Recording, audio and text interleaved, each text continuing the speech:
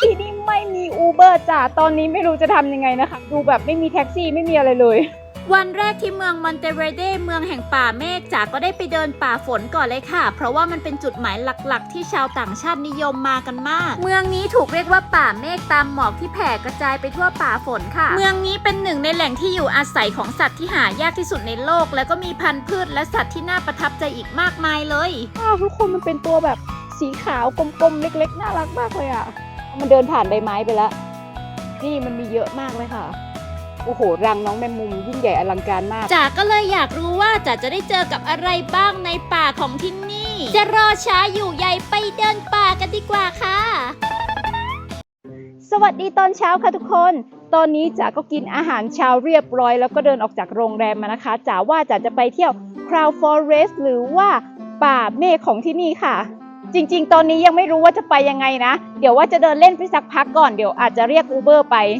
ทุกคนจ๋าจะเล่าเรื่องตลกให้ฟังค่ะคือเมื่อกี้จ๋าแบบกดโทรศัพท์จะเรียกรถ Uber ใช่ไหมแต่ว่าที่นี่ไม่มี Uber จ๋าตอนนี้ไม่รู้จะทำยังไงนะคะก็เดินมาไปเรื่อยๆจะลองหาเคาน์เตอร์ทัวร์ดูจ๋าคิดว่าที่นี่อาจจะต้องแบบซื้อทัวร์อย่างเดียวอ่ะเพราะว่ามันอยู่แบบต่างจังหวัดเลยอ่ะรอบนอกคือดูแบบไม่มีแท็กซี่ไม่มีอะไรเลย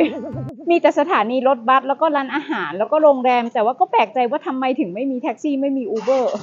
นอกจากจ๋าจะหา Uber ไม่ได้แล้วนะคะจ๋าเดินมาหาแบบร้านขายทัวร์เคาน์เตอร์ทัวร์อะไรอย่างเงี้ยคือปิดหมดทุกที่เลยจ้าเพราะว่าประเทศคอสตาริกาส่วนใหญ่เขาจะเริ่มทำงานกันประมาณ11 โมง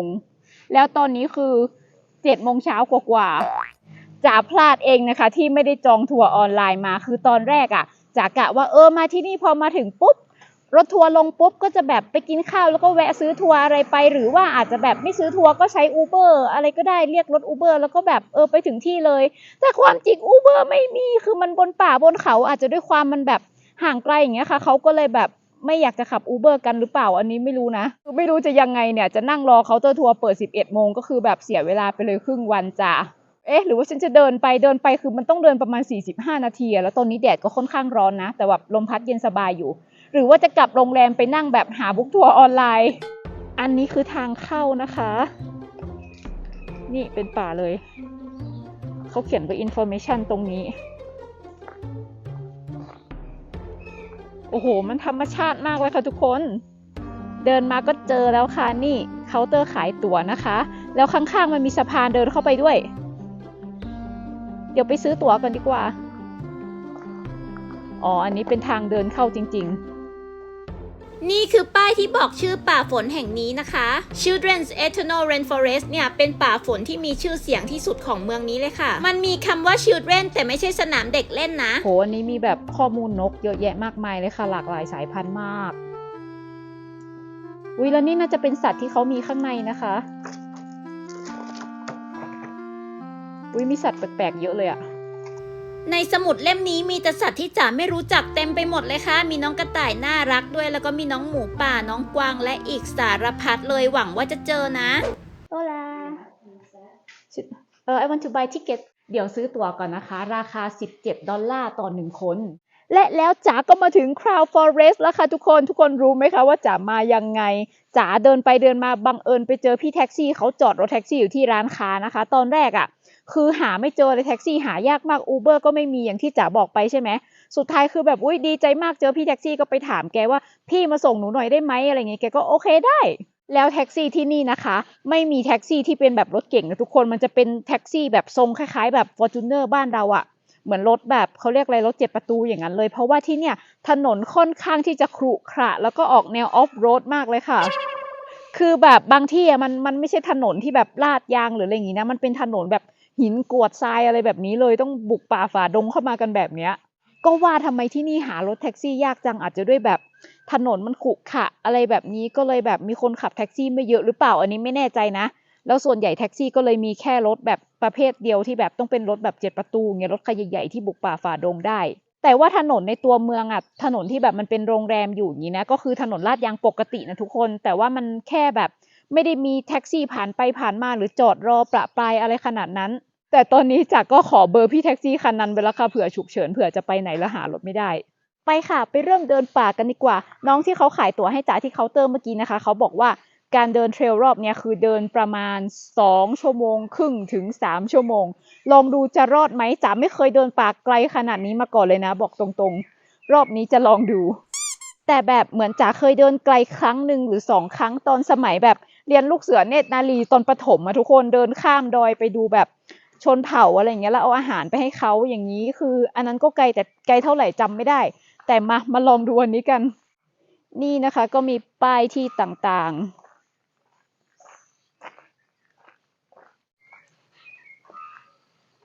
โหทุกคนได้ยินเสียงนกไหมคะ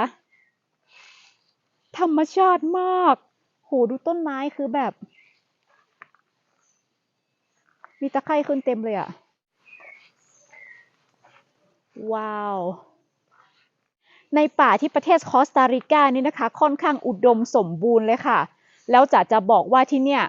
เหมือนจะมีนกน่าจะไม่ต่ำกว่า400 ชนิดนะแล้วประเทศคอสตาริกาเนี่ยก็ขึ้นชื่อเรื่องแมลงค่ะเหมือนจะมีแมลงมากที่สุดในโลกด้วยแล้วเวลามาเดินป่าที่คอสตาริกาเนี่ยนะคือทุกคนเขาพูดกันว่าแบบเราอาจจะเจอสัตว์ป่าแปลกๆคือถ้าเราโชคดีอ่ะเราก็จะเจอสัตว์แบบ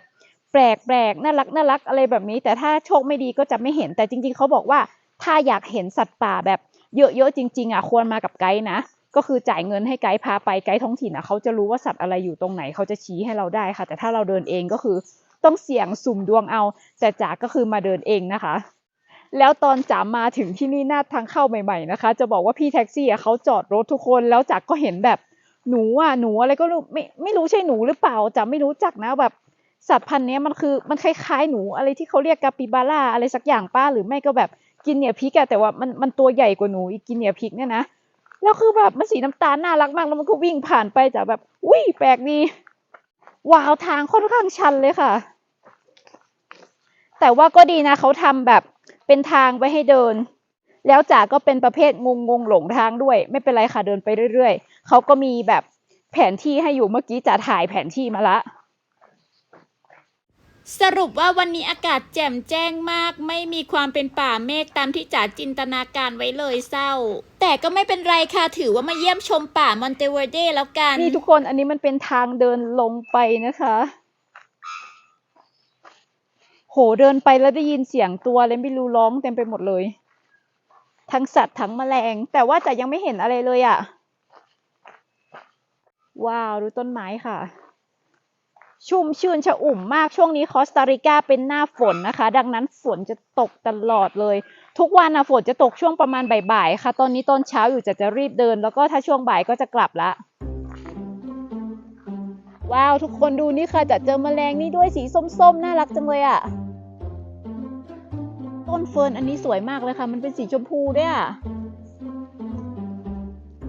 เสียงนกอะไรก็ไม่รู้เห็นไหมคะได้ยินไหมคะทุกคนมันจะดังวิ่งแกวกแกวกอะไรสักอย่างแต่คือจะหาตัวมันไม่เจออะ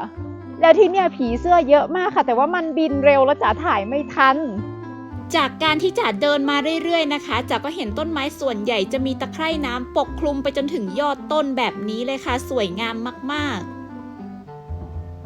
นี่จ๋าเจอสิ่งนี้ด้วยค่ะเห็ดค่ะทุกคนเห็ดอะไรก็ไม่รู้อะใครรู้จักบ้างแต่ว่าน่าจะเป็นเห็ดผิดมั้งคงกินไม่ได้คือมันน่ารักมากเลยอุ๊ยไม่กล้าแตะเดี๋ยวเป็นผิดโดนมือนี่มันมีเยอะมากเลยค่ะตรงนี้ก็มีตรงนั้นมีเห็ดขอนไม้ด้วยจ๋าว่าจ๋าต้องดัดนิสัยตัวเองแล้วค่ะทุกคนคือจ๋าเป็นคนแบบนิสัยชะนีที่ชอบจับทุกอย่างคือแบบไปห้างก็จะจับนู่นจับนี่จับนั่นจับไปหมดเลยใช่ไหมแล้วเห็นเห็ด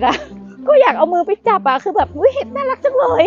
แล้วคือความเป็นจริงเราไม่ควรจับนะคะเพราะว่าแบบเกิดมันมีพิษขึ้นมาหรือแบบไม่ใช่แค่เห็ดแมลงสัตว์ต่างๆแบบจับไปแล้วมันมีพิษนี่คือไม่รอดนะไม่ได้นะโอ้ตอนนี้มีความสุขมากเลยค่ะอากาศแบบดีมากอากาศในป่าสดชื่นหายใจเต็มปอดมากแล้วมาเดินแบบเนี้ยผ่อนคลายฟังเสียงนกไปด้วยเดินแบบเดินตามธรรมชาติเดินดูธรรมชาติรู้สึกแบบธรรมชาติบำบัดมากเลยค่ะถ้าใครเครียดอยู่นะแบบโอ้โหแนะนำเลยไปเดินป่าที่อากาศเย็นๆสบายมีเสียงนกเสียงกามีแบบว่าเห็ดมีต้นไม้อะไรให้ดูคือแบบดีอะเมื่อก่อนจ๋าเป็นคนที่ไม่ชอบเดินเลยนะคะทุกคนจะให้เดินไปนิดๆหน่อยๆจ๋าก็แบบโอ๊ยไม่อยากไปเหนื่อยอะไรแบบนั้นน่ะคือเป็นคนนิสัยไม่ดีแบบขี้เกียจเดินน่ะแต่ตอนปัจจุบันนี้นะคะจะพยายามฝืนตัวเองฝึกตัวเองให้เดินแบบ ให้ได้ตัวเองได้ออกกำลังกายจะได้สุขภาพดีขึ้นเมื่อก่อนจากสุขภาพแย่มากเลยนะแล้วรู้ไหมคะว่าจากฝึกเดินครั้งแรกจากฝึกเดินกับเพื่อนเกาหลีนะคือเพื่อนเกาหลีบังคับจากไปเดินแล้วมันก็บอกว่าแบบเฮ้ยแกไปเดินกันแล้วจากก็ถามว่าไกลไหมเพื่อนบอกว่าแค่โล2 โลเองตอนนั้นคือด้วยความที่ไม่ชินการเดินไงก็แบบโล2 โล no ไม่ไปอะไรแบบนั้นแล้วแบบเพื่อนก็มันไม่ไกลก็ลากไปพอไปปุ๊บเฮ้ยเอามันไม่ได้ไกลนี่หว่าโล2 โลแป๊บเดียวเองหลังจากนั้นก็เริ่มเดินกับเพื่อนเกาหลีเรื่อยๆค่ะเดินจนฝึกการเดินแบบเดินได้ไกลมากขึ้นโหดูต้นไม้ต้นนี้ค่ะสวยมากคือตะไคร่เต็มเลย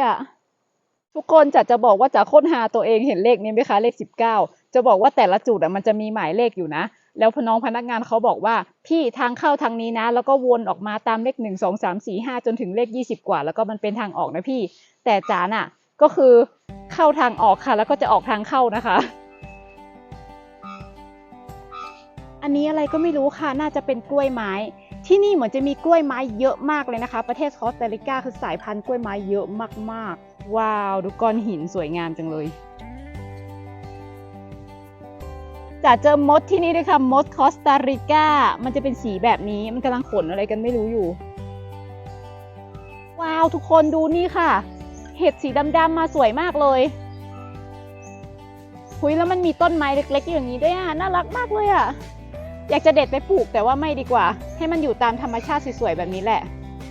นี่แล้วก็ดูข้างบนนะคะขึ้นไปเรื่อยๆตอนแรกที่จ๋าอยากจะมาเดินป่าที่ประเทศคอสตาริกาเนี่ยนะคะเพราะว่าจ๋าอยากจะเห็นตัวสล็อตค่ะ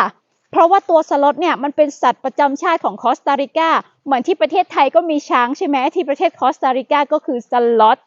แต่จ๋าไปถามน้องแวนค่ะน้องแวนคือคนไทยที่เป็นไกด์อยู่ที่ประเทศคอสตาริกานะคะน้องแวนบอกว่าพี่จ๋าที่มอนเตเวเดคือมันหนาวมันไม่ใช่ที่อยู่ของสล็อตคือสล็อตเขาไม่ชอบอากาศหนาวค่ะดังนั้นที่นี่มันจะมีแค่แบบสล็อตประเภท2 นิ้วแต่ว่ามันจะไม่ค่อยมีเยอะคือแบบหาแทบไม่เจอเลยหายากมากดังนั้นจ๋าก็เลยคิดว่าถ้าอยากดูสล็อตก็คือต้องไปดูที่เมืองอื่นแต่ว่ายังไงก็จองตั๋วมาแล้วนะคะก็เลยมาเที่ยวเดินป่ามาดูสัตว์อื่นมาดูแมลงดีกว่าแล้วก็ที่มอนเตเวเดเนี่ยก็น่าจะมีอะไรที่น่าสนใจอีกเยอะเลยว้าวทุกคนอันนี้คือภูเขาตรงข้างหน้าข้างล่างมันจะเป็นหุบเหวนะคะแต่กล้องส่องไม่ค่อยเห็นมันเห็นไม่ชัดเป็นเหวแบบลึกมากเลย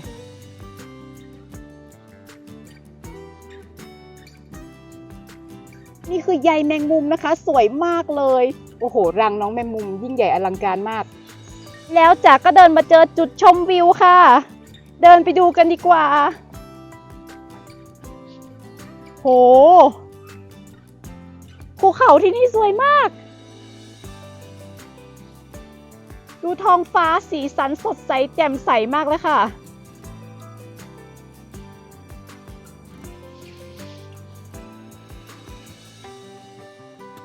โอ้อากาศก็ดีท้องฟ้าก็สดใส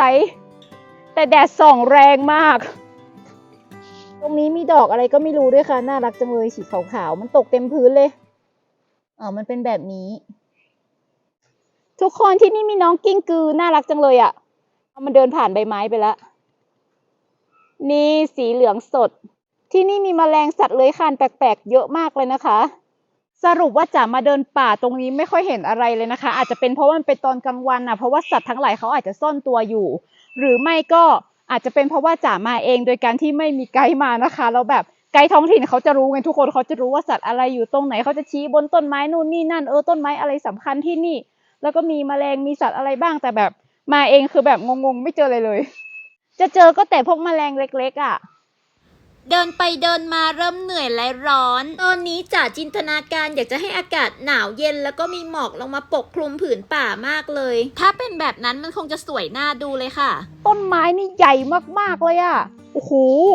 มหึมามากไม่รู้จะกี่คนโอบนะคะน่าจะอายุหลายร้อยปีเดินต่อไปเรื่อยๆเมื่อก่อนนี้นะคะถ้าใครชวนจ๋ามาเดินป่านี่นะคะบอกคำเดียวเลยค่ะว่าไม่นะฉันไม่มาเด็ดขาดมันเหนื่อย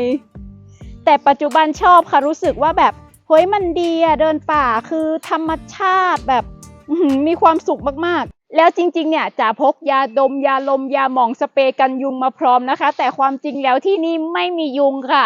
คืออากาศเย็นสบายๆแบบถ้าบ้านเราถ้าโดนใช่ไหมยุงจะกัดเยอะมากแต่ที่นี่คือแบบไม่มีเลยสบายชิวๆคือฉันพกสเปรย์กันยุงมาทำไมแต่ก็ดีแล้วค่ะที่พกมาปลอดภัยไว้ก่อนนี่ถึงขั้นพกแผ่นเกาะยางมาด้วยนะเผื่อปวดหลังปวดเอวปวดขาแต่ก็ดีแล้วค่ะที่พกเผื่อไว้เผื่อเกิดอะไรขึ้นเผื่อมียุงมีแมลงแต่ว่าไม่ได้ใช้ก็ถือว่าดีแล้วจะต้องไม่ได้โดนแมงกัด จ๋าเดินอยู่นะคะแล้วก็เห็นกลุ่มนักท่องเที่ยวเขากำลังส่องอะไรก็ไม่รู้อยู่ค่ะเขามีแบบกล้องแบบโปรมากเลยพี่ข้างหลังเนี่ยแล้วเขาใจดีมากเขาให้จ๋าไปส่องดูด้วยแล้วคือแบบนกสวยมากทุกคนมันเป็นตัวแบบสีขาวกลมๆเล็กๆน่ารักมากเลยอ่ะคือกล้องมือถือส่องไม่เห็นนะคะพี่เขาใช้กล้องแบบโปรจริงๆถึงเห็นได้ นี่ลูกอะไรก็ไม่รู้ค่ะสีชมพูน่ารักมากเลยแต่ไม่น่าจะกินได้ ดูรากต้นไม้ต้นนี้ที่มันล้มลงมาค่ะความเป็นจริงคือใหญ่มากสูงกว่าหัวจ๋าอีกนะใบไม้เล็กๆสีเขียวๆที่โอบล้อมต้นไม้อยู่นี้มันเรียกว่าไลเกนมันสวยมากมองไปเพลินๆดูเหมือนดอกไม้อยู่รอบๆต้นไม้เลยอะแล้วมันก็มีเต็มต้นเลยค่ะถ้ามองไปข้างบนจะมีอีกเยอะมากเกิดมาจ๋าก็เพิ่งเคยเห็นสิ่งนี้จะบอกว่าจ๋าชอบมากมันสวยมากจริงๆและแล้วจ๋าก็เดินออกจากป่ามาแล้วค่ะทุกคนสรุปว่าไม่ได้อะไรเลยนะคะไม่ได้เจอสัตว์แปลกๆอะไรเลยค่ะตอนแรกก็ตื่นเต้นมากอุ๊ยดูในสมุดใช่ไหมแบบที่ของน้องเขาขายตั๋วตรงหน้านะคือแบบอุ๊ยฉันจะต้องไปเจอสัตว์แปลกๆน่ารักเยอะแยะมากมายแต่แบบความจริงไม่มีเห็นแค่แบบตัวแมลงเล็กๆน้อยๆกิ้งกือผีเสื้อนกอะไรพวกนี้ที่นักท่องเที่ยวใจดีเขาให้ดูแค่นั้นเอง เดี๋ยวยังไงจ๋าก็ขอปิดคลิปตรงนี้แค่นี้ก่อนนะคะทุกคนอย่าลืมเป็นกำลังใจให้จ๋ากดไลค์กดแชร์กด Subscribe แล้วก็คอมเมนต์ให้จ๋าด้วยนะคะมาเจอกันใหม่คลิปหน้ามาดูกันว่าจ๋าจะพาทุกคนไปเที่ยวที่ไหนต่อวันนี้ขอลาไปก่อนบ๊ายบาย